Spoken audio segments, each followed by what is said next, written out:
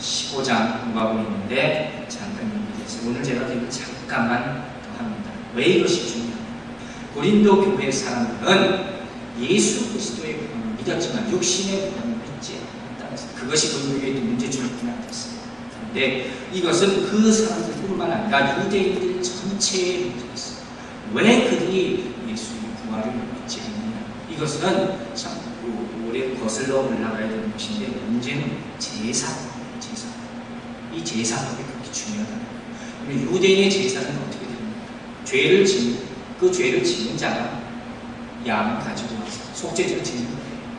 그 제단에 바칩니다. 그로 말미암아서 내가 죄의 사함을 받게 됩니다. 이 말은 그 건수대로, 쉬운 말로 해서 내가 잘못을 저지를 때마다 제사를 드립니다. 그 사람은 나가서 항상 제사를 드립니다. 그리고 내가 죄를 저지르고 제사를 지능으로 말미암아 속죄함을 받습니다. 그렇죠? 이게 하나님이 명하신 제사의 방법이에요. 그런데 이제 신약시대에 들어와서 히브리서에 뭐라고 합니까? 예수 그리스도의 피를 흘린 성국에 들어갈 담력을 얻었다 했습니다. 한 번, once for all. 한 번에, 단 한 번에 예수 그리스도의 십자가에 못 박히심으로 말미암아서 모든 인류가 구원을 받았어요. 하나님을 감사하는 거죠. 근데 여러분 가만히 생각해보세요. 이게 상식적으로 잘못된 일이에요. 잘못된 이름이 될 수 있어요. 왜 그러냐? 이제까지는 내가 죄를 지면 그 죄를 가지고 제단에 가서 죄사함을 받았어요. 그런데 이제는 예수님께서 돌아가셨어요. 그로 말미암아 내가 죄사함을 받았다고 했어요. 예수님이 언제 돌아가셨어요? 2000년 전에 돌아가셨어요. 나는 지금 살고 있어요. 난 지금 죄를 져요. 내일 또 죄를 져요. 근데 어떻게 이게 순서가 말이 되는 거예요? 말이 안 되잖아요. 이 유대인은 이걸 믿을 수가 없는 거예요. 이게 자기들이 만드는 제사법도 아니에요. 하나님이 명하신 제사법이에요. 그런데 이대로 내가 어떻게 이걸 받아들일 수 있는 예수가 도대체 뭔데 내가 어떻게 먹나? 자, 그때 사도가 위대한 말이야. 그게 바로 열매 마지막 아담이다. 그렇게 사도가 인간 차지를 하지 않습니다. 도저히 이해될 수 없는 것을 이건 대표성, 상징성을 지닌 거예요. 예수가 아담이 온 인류를 대표하는 주 대표성을 지닌 거예요. 예수는 마지막 아담이라고 했어요. 온 인류, 예수가 십자가에 돌아가시는 온 인류의 죄를 다 사했어요. 내가 다 떠안고 가는 거예요. 그것으로 끝난 거예요.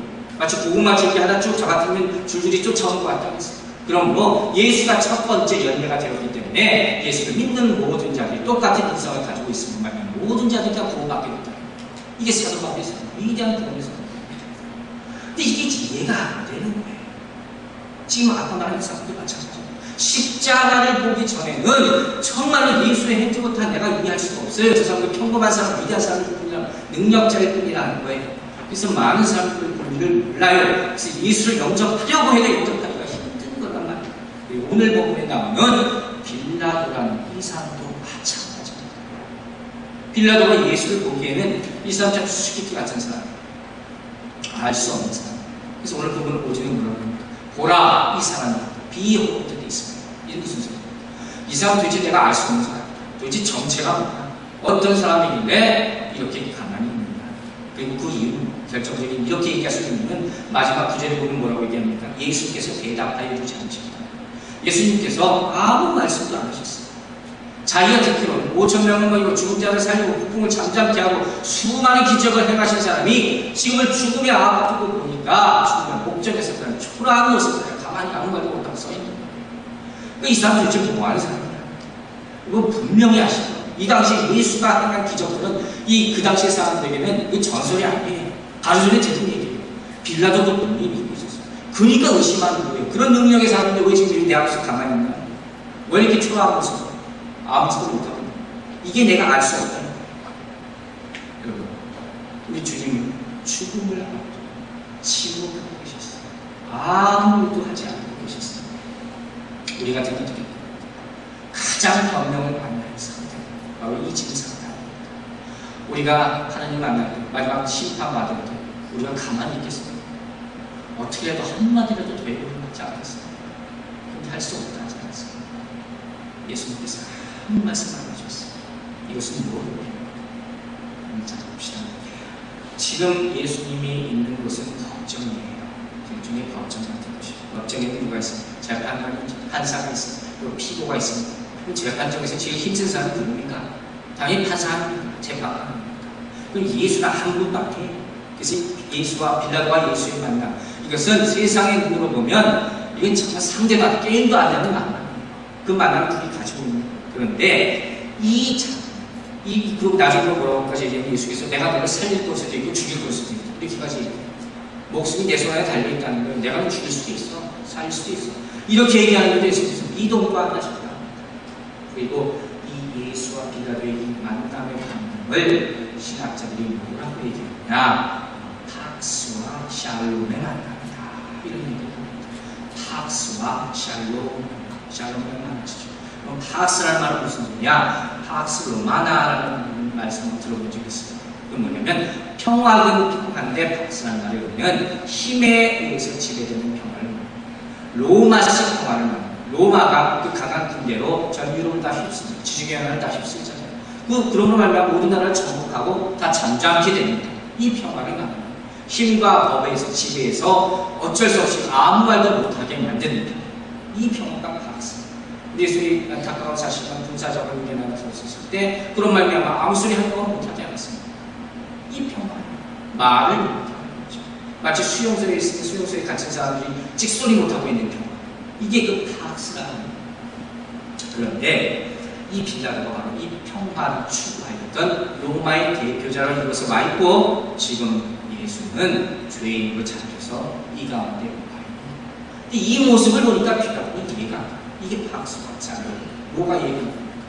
자기가 보기에 이 예수의 지금 오늘 보면 뭐라고 해요? 가시가 아니고 씌우고 자수세 옷을 입혔다가 벗겼다 하고 손으로 뺨도 때리고 채찍질하고 막 이렇게 하는데도 예수는 까딱도 안 해요. 그의 마음은 그냥 고요합니다. 믿음도 하지 않습니다. 이게 샬롬입니다. 어떤 일을 당해도 내 마음은 고요. 이게 샬롬. 힘의 상징인 빌라, 그 팍스, 잠잠, 고요, 평화의 상징인 예수 그리스도의 만남. 이게 바로 팍스와 샬롬입니다. 완전 그 의미는 가질 수가 있지만, 그 말은 가질 수가 있지만 의미는 완전히 상반된 두 가지 힘의 충돌이 바로 이 가운데 요한복음 10장 1절부터 9절인데 지금 나타나고 있는 거예요. 그런데 빌라도는 이 예수가 이해 안 됩니다. 왜 이해가 안 됩니까? 앞에서 계속 거듭해서 얘기하지만 특별히 이해할 수 없는 것은 죽음을 앞둔 사람의 당당함이에요. 우리 같은 버둥버둥거리고 당당 살려주세요 하는데 예수는 아무 말도 안 합니다. 게다가 또 한 가지 이해할 수 없는 것은 이제까지 전해드렸던 그의 이야기, 그의 능력이 그 돈이 들었잖아요. 그런 능력을 가지고 있는 사람이면, 심지어 죽은 자를 살릴 수 있는 능력을 가진 사람이면 지금 이렇게 죽을 수가 없는 거예요. 한마디라도 해야지. 천군천사를 보내서 다 죽여볼 수도 있죠. 근데 여기 가만히 있는 거예요. 이게 이해가 안 갑니다. 빌라도는 알았어요. 예수가 죄가 없다는 것을 알았어요. 유대인들이 그를 시기하고 질투해서 데려가서 죽이려 하는 사실을 알았어요. 그래서 계속 간청하듯이 얘기하는 거예요. 너 한마디만 해라고 내가 살려주겠다. 너 죽지 않을 수 있다. 내가 생사에 쥐고 있지 않아. 그런데 끝까지 예수님은 말이 없으십니다. 과연 왜 이렇게 침묵했을까? 그 대답을 마태복음 20장 28절에서 찾아보려고 합니다. 마태복음 20장 28절, 오래간만에 그거 한번 읽어주시면 감사하겠습니다.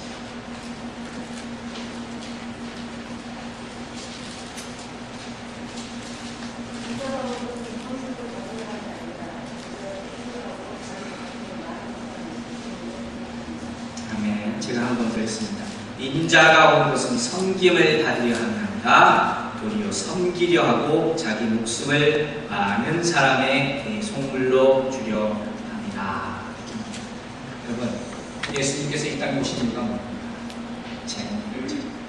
제물로 드려지기 위해서 그분은 이 땅에 오신 그런 생각이었어요. 냉정하지만 첫 이유가 제물로 가려면 끝까지 제물로 가려는 거 아니에요. 상황이 아무리 바뀌고 마음에 아쉬움이 생기고 두려움이 생긴다 할지라도 제물로 왔으면 제물로 끝 맞춰야 되는 거예요. 제물이란 뭡니까?